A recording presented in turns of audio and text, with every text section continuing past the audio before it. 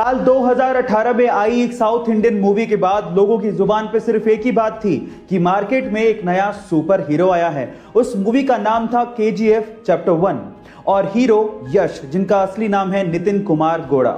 Guys, यश KGF chapter 1 के बाद रातों रात सुपरस्टार बन गए, लेकिन उनकी लाइफ का एक ऐसा पहलू है जिसे जानने के बाद आप लोगों को बहुत प्राउड फील होगा। जी हां गाइस, यश के पिताजी रोडवेज बसों में बस ड्राइवर हैं और यश का इतना नाम होने के बावजूद भी आज भी उनके पिताजी बस चलाते हैं। उनका यह कहना है कि इसी काम की वजह से यश इतने बड़े सुपरस्टार बने हैं। गाइस, उनके पिताजी का जमीन से जुड़ा होना कहीं ना कहीं यश की स्टारडम का कारण भी है।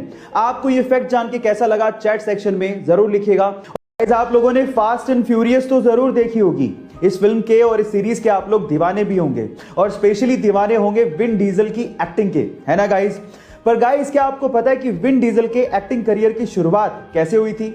इसकी भी बहुत एक इंटरेस्टिंग स्टोरी है। चलिए मैं आपको बताता हूं। एक्चुअली जब वो 7 साल के थे तो वो किसी थिएटर में अपने दोस्त के साथ तोड़फोड़ करने के लिए पहुंचे थे, लेकिन बजाय पुलिस को कॉल करने के आर्टिस्ट डायरेक्टर ने उन्हें स्क्रिप्ट थमा दी और उन्हें अपकमिंग शो के लिए रोल का ऑफर कर दिया और इस तरह से उनके एक्टिंग करियर की शुरुआत हुई। है ना इंटरेस्टिंग फैक्ट। गाइस, आज मैं आपको फिर से एक सच्ची घटना बताता हूं। एक बार एक बॉस ने अपने ड्राइवर को देखकर पूछा कि क्या बात है, आज बहुत खुश लग रहे हो, कुछ खास दिन है क्या?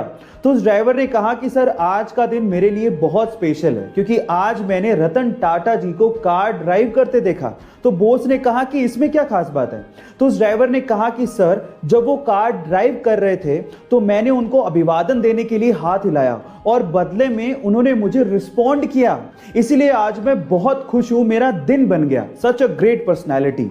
गाइस, इससे यह समझ में आता है कि मनी आपको फेम दिला सकती है, लेकिन हम्बलनेस आपको रियल रिस्पेक्ट दिलाती है। सो गाइस, हम्बल रहिए हमेशा। चाइना एक गजब का देश है और वहां की कंपनियों के रूल्स तो माशाअल्लाह हैं। वहां की कंपनी ने अपने कर्मचारियों के लिए एक टॉयलेट पॉलिसी निकाली है। इस पॉलिसी के तहत अगर किसी कर्मचारी को एक से ज्यादा बार टॉयलेट जाना है तो उसको अपने बॉस की परमिशन लेनी होगी और बॉस की परमिशन के साथ साथ उस पे 20 युआन यानी कि 220 रुपए का एक जुर्माना भी लगेगा, जो कि उसके बोनस से काटा जाएगा।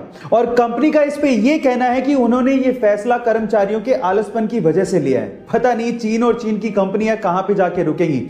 एलॉन मस्क, जो कि रिसेंटली ही अमीर लोगों की सूची में नंबर 1 पर आ गए थे, उसकी वजह आप जानते हैं? उसकी वजह है टेस्ला कंपनी और उसके बढ़ते हुए शेयर प्राइसेस। लेकिन क्या आपको पता है कि एलॉन मस्क ने एक बार ट्वीट करते हुए लिखा था कि जब टेस्ला कंपनी के बुरे दिन चल रहे थे तब एलॉन चाहते थे कि एप्पल कंपनी टेस्ला को एक्वायर कर ले, लेकिन एप्पल कंपनी के सीईओ टिम कुक ने एलॉन मस्क से मिलने तक से मना कर दिया था और आज टेस्ला कंपनी दुनिया की मोस्ट वैल्यूएबल कार कंपनी है, जिसकी वजह से एलॉन मस्क दुनिया के सबसे अमीर लोगों की सूची में इतने ऊपर पहुंच गए हैं।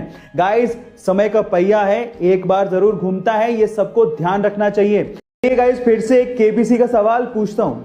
आप लोगों ने नोकिया कंपनी का नाम तो जरूर सुना होगा और नोकिया मोबाइल आपने या आपके किसी फैमिली मेंबर ने यूज भी किया होगा। मेरा सवाल यह है कि नोकिया कंपनी या नोकिया मोबाइल का नाम नोकिया कैसे पड़ा? इसके पीछे का रीजन क्या है? नहीं जानते ना? तो चलिए मैं आपको बताता हूं। इसके पीछे का रीजन यह है कि नोकिया फिनलैंड का एक शहर है और यह वही शहर है जहां पर नोकिया के मोबाइल बनाए जाते हैं। इनफैक्ट नोकिया शहर की वजह से नोकिया कंपनी या नोकिया मोबाइल का नाम नोकिया पड़ा। है ना अमेजिंग फैक्ट। गाइस, ऐसे अमेजिंग फैक्ट्स के लिए यूट्यूब पे हमारे चैनल को सब्सक्राइब कर लीजिए।